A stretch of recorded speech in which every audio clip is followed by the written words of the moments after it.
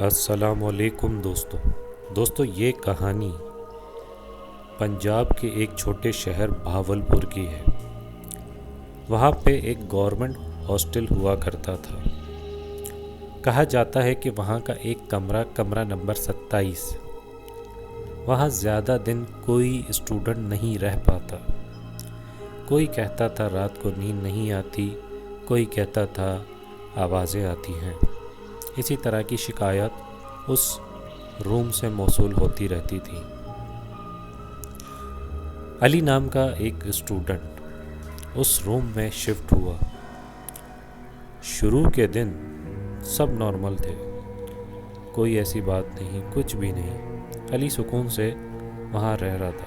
ایک رات علی جب سو رہا تھا، رات کے تقریباً 2:45 ہو رہے تھے، تو کسی نے اس کا دروازہ بجایا۔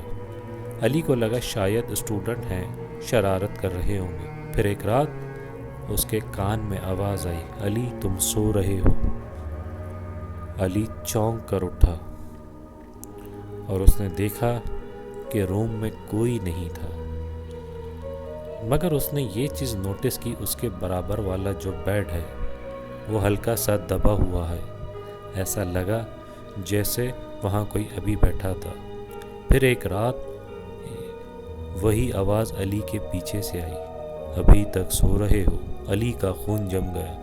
جیسے ہی اس نے پلٹ کے دیکھا، ایک عورت نوکیلے ناخن آنکھوں کی جگہ گڑھے اور وہ اس کے پیچھے کھڑی تھی۔ علی زور سے چلایا۔